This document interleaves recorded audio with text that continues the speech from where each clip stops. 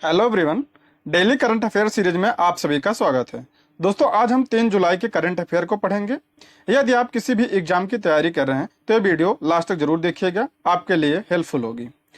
और इसका अगर आप पीडीएफ चाहते हैं तो ज्वाइन कीजिए हमारे टेलीग्राम चैनल को, जिसका लिंक आपको डिस्क्रिप्शन बॉक्स या कमेंट बॉक्स में मिल जाएगा। तो चलिए देखते हैं। आज का हमारा पहला प्रश्न है, हाल ही में पतली प्लास्टिक की थैलियों पर प्रतिबंध किस देश ने लगाया है? इसका राइट आंसर हो जाएगा ऑप्शन बी, न्यूजीलैंड ने पतली प्लास्टिक की थैलियों पर प्रतिबंध लगा दिया है। न्यूजीलैंड पहला देश है जिसने सुपरमार्केट से ताजा उत्पाद ले जाने के लिए जो पतली प्लास्टिक थैलियों का प्रयोग होता है उस पर प्रतिबंध लगा दिया है। यह प्रतिबंध प्लास्टिक स्ट्रॉ और सिल्वरवेयर पर भी लागू है। सरकार ने 2019 में सिंगल यूज प्लास्टिक के खिलाफ अभियान शुरू किया था, अब इसका विस्तार कर रही है। 2019 में सरकार ने मोटे प्लास्टिक शॉपिंग बैग पर प्रतिबंध लगा दिया था, अब पतले प्लास्टिक पर भी प्रतिबंध लगा दिया है। ध्यान रखिए, यह दुनिया का पहला देश बन गया है। ठीक है, न्यूजीलैंड की बात करें तो न्यूजीलैंड की राजधानी क्या है? वेलिंगटन।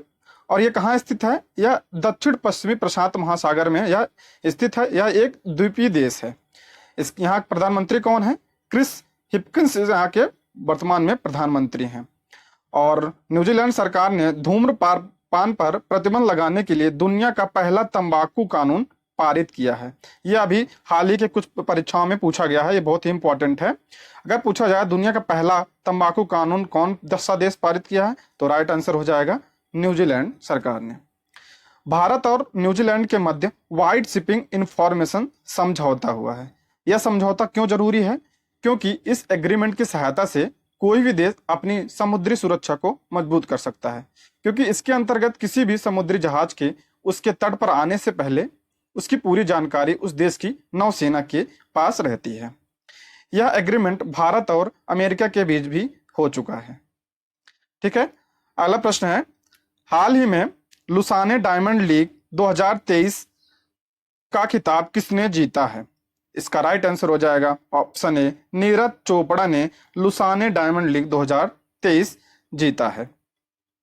ओलंपियन नीरज चोपड़ा ने लुसाने डायमंड लीग 2023 जीता है। ओलंपिक स्वर्ण पदक विजेता नीरज चोपड़ा ने लुसाने डायमंड लीग 2023 में 87.66 मीटर के सर्वश्रेष्ठ थ्रो के साथ शीर्ष स्थान हासिल किया है। कितने मीटर का? 87.66 मीटर का इन्होंने थ्रो मारा था।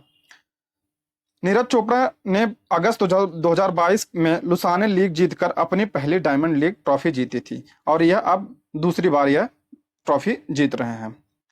7 अगस्त को राष्ट्रीय भाला फेंक दिवस मनाया जाता है। क्यों मनाया जाता है?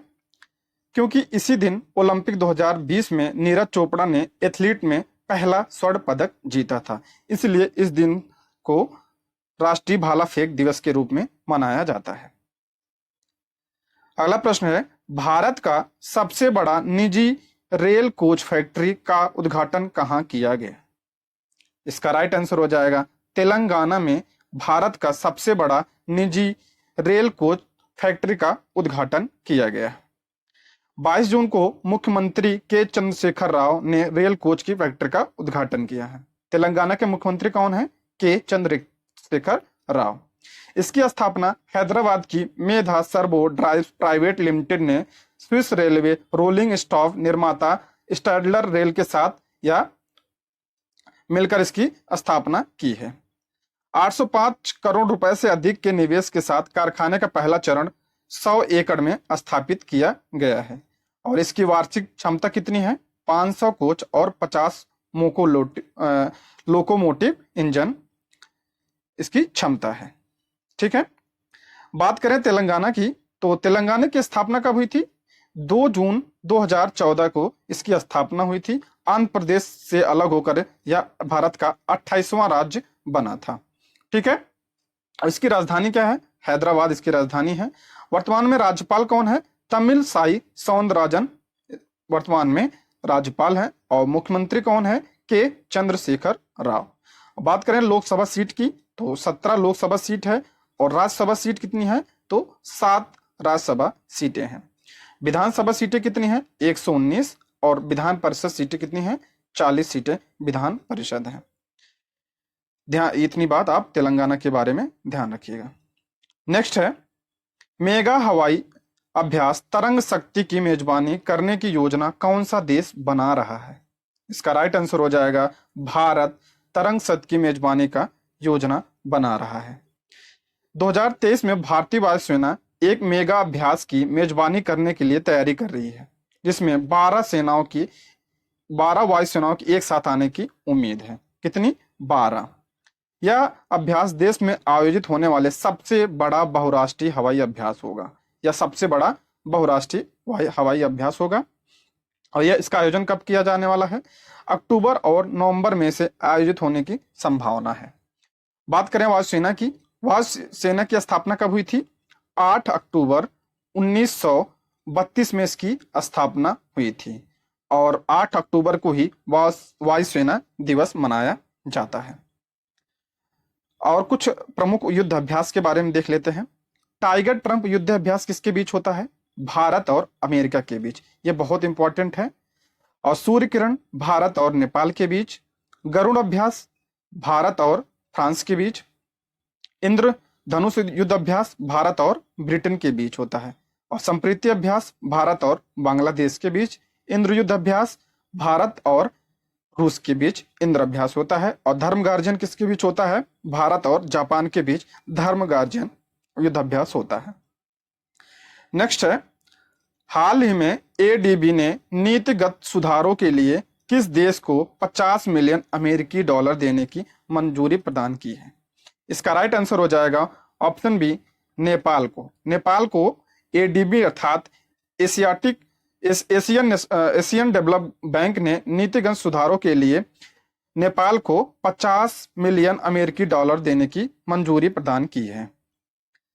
और एडीबी की स्थापना कब हुई थी?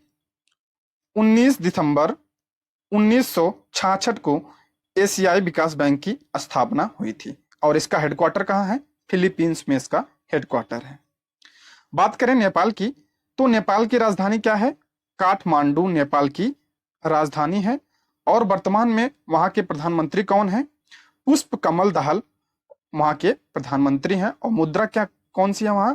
नेपाली रुपया वहां की मुद्रा है। नेपाल के बारे में इतना आप ध्यान रखिए। और नेपाल से संबंधित कुछ करंट अफेयर देख लेते हैं। जैसे भोटो जात्रा उत्सव नेपाल में मनाया गया है। नेपाल ने 2025 को विशेष पर्यटन वर्ष के रूप में मनाए जाने की घोषणा की है। कब? 2025 को यह विशेष पर्यटन वर्ष के रूप में यह मनाएगा। और ACC men's premier cup Nepal ने जीता है। और नेपाल में जीत गढ़ी पर्व मनाया जाता है। नारायण प्रसाद साउद ने नेपाल के नए विदेश मंत्री के रूप में कार्यभार संभाला है। इतनी बात आप नेपाल के बारे में ध्यान रखिएगा। नेक्स्ट है, हाल ही में भारत के पहले स्वदेशी परमाणु रिएक्टर का संचालन कहां शुरू हुआ है? इसका राइट आंसर हो जाएगा गुजरात में पहले स्वदेशी परमाणु रिएक्टर का संचालन शुरू हुआ है। बात करें गुजरात की, तो गुजरात का गठन कब हुआ था? 1 मई 1960 को इसका गठन हुआ था। गुजरात की राजधानी क्या है? गांधीनगर गुजरात की राजधानी है। और जिले कितने हैं? 33 जिले हैं। और वर्तमान में राज्यपाल कौन है? आचार्य देवव्रत वहां के राज्यपाल हैं। और मुख्यमंत्री कौन है? भूपेंद्र भाई पटेल, जो बीजेपी से हैं। और विधानसभा की सीटें कितनी हैं? 182 सीटें विधानसभा की हैं और राज्यसभा की 11 सीटें। बात करें लोकसभा की कितनी सीटें हैं? तो 26 सीटें लोकसभा की हैं। नेक्स्ट है, गुजरात से संबंधित कुछ हम करंट अफेयर देख लेते हैं। जैसे यूएस चिप की दिग्गज कंपनी माइक्रोन ने भारत में गुजरात में सेमीकंडक्टर असेंबली स्थापित करेगी। यह भी हाल ही में हुआ है। और राष्ट्र स्तर पर योग सत्र के लिए सबसे अधिक लोगों के एकत्र होने का गिनीज वर्ल्ड रिकॉर्ड कहां बना है? सूरत में यह रिकॉर्ड बना है। योग दिवस कब मनाया जाता है? 21 जून को। और स्थापित पवन ऊर्जा क्षमता के मामले में गुजरात शीर्ष स्थान पर पहुंच गया है। और गृह मंत्री अमित शाह ने द्वारिका में national academy of coastal policing campus की आधारशिला रखी है। क्या क्या गुजरात से संबंधित है? इसने सूरत में गिनीज वर्ल्ड रिकॉर्ड बनाया है। और स्थापित पवन ऊर्जा में पहले स्थान पे आ गया है। और यहाँ पे माइक्रॉन गुजरात में सेमीकंडक्टर असेंबली स्थापित करेगी। इतनी बात आप गुजरात के बारे में ध्यान रखिएगा। नेक्स्ट है, भारत में पहली पुलिस ड्रोन यूनिट कहां लॉन्च की गई? यहां होगा भारत की पहली पुलिस ड्रोन यूनिट कहां लॉन्च की गई? इसका राइट आंसर हो जाएगा ऑप्शन बी, चेन्नई में भारत की पहली पुलिस ड्रोन यूनिट स्थापित की गई। ग्रेटर चेन्नई सिटी पुलिस द्वारा विशाल क्षेत्रों पर हवाई निगरानी और आपराधिक गतिविधियों का तुरंत पता लगाने के लिए पुलिस ड्रोन यूनिट लॉन्च किया गया है। यह इकाई 3.6 करोड़ की लागत से स्थापित की गई है। बात करें तमिलनाडु की, तो तमिलनाडु का गठन 1 नवंबर 1956 को हुआ था और इसकी राजधानी कहाँ है? चेन्नई इसकी राजधानी है। राज्यपाल RN रवि यहाँ के राज्यपाल हैं और वर्तमान मुख्यमंत्री कौन है? MK स्टालिन, ये DMK से हैं, ये मुख्यमंत्री हैं। तमिलनाडु की विधानसभा सीट कितनी है? 234 और राज्यसभा सीट कितनी है? 18 राज्यसभा सीटें हैं और लोकसभा 39 सीटें लोकसभा की हैं। ये लोकसभा राज्यसभा की सीटें अक्सर एग्जाम में पूछा जाता है। दोस्तों, यदि आप हमारे चैनल पर अभी नए हैं तो प्लीज सब्सक्राइब करें। यदि आपको वीडियो पसंद आती है तो लाइक, शेयर और कमेंट भी करें। तो चलिए आइए हम तमिलनाडु से संबंधित कुछ करंट अफेयर को देख लेते हैं। जैसे चेन्नई के मरीना बीच पर कैलेगनार पेन स्मारक बनाया जाएगा और मुथुविज सेल्वी माउंट एवरेस्ट पर चढ़ने वाली तमिलनाडु की पहली महिला बनी है और चेन्नई में भारत का सबसे बड़ा स्काई वॉक पुल बनाया जाएगा और इरोड में तमिलनाडु का 18वां वन्य जीव अभ्यारण्य बन गया है। इससे क्या होता है, हमारा करंट अफेयर का रिवीजन हो जाता है। ठीक है, अगला देखते हैं। हाल ही में एशियन कबड्डी चैंपियनशिप 2023 का खिताब किसने जीता है? इसका राइट आंसर हो जाएगा ऑप्शन बी, भारत ने एशियन कबड्डी चैंपियनशिप 2023 का खिताब जीता है। भारत एशियन कबड्डी चैंपियनशिप 2023 जीता। फाइनल में भारत ने ईरान को 42 और 32 के स्कोर से हराकर जीता है। किसको? ईरान को। और इसका आयोजन कहाँ हुआ था? दक्षिण कोरिया के बुसान शहर में इसका आयोजन किया गया था। यह पिछले 9 संस्करणों में भारत का 8वां संस्करण, 8वां खिताब है। भारत 8 बार यह खिताब जीत चुका है। और भारतीय कबड्डी टीम के कप्तान कौन है? पवन सहरावत जो है भारतीय के क्रिकेट उसके कबड्डी टीम के कप्तान है। अगला प्रश्न है, हाल ही में भारत का शीर्ष इलेक्ट्रॉनिक निर्यातक राज्य कौन बना है? इसका राइट आंसर हो जाएगा तमिलनाडु भारत का शीर्ष इलेक्ट्रॉनिक निर्यातक राज्य बना है। तमिलनाडु 2023 में भारत का शीर्ष इलेक्ट्रॉनिक निर्यातक राज्य बना है। तमिलनाडु 5.52 बिलियन अमेरिकी डॉलर के निर्यात के साथ 2023 में भारत का शीर्ष इलेक्ट्रॉनिक निर्यातक बन गया है। बात करें दूसरे स्थान पे कौन है, तो उत्तर प्रदेश दूसरे स्थान पे है।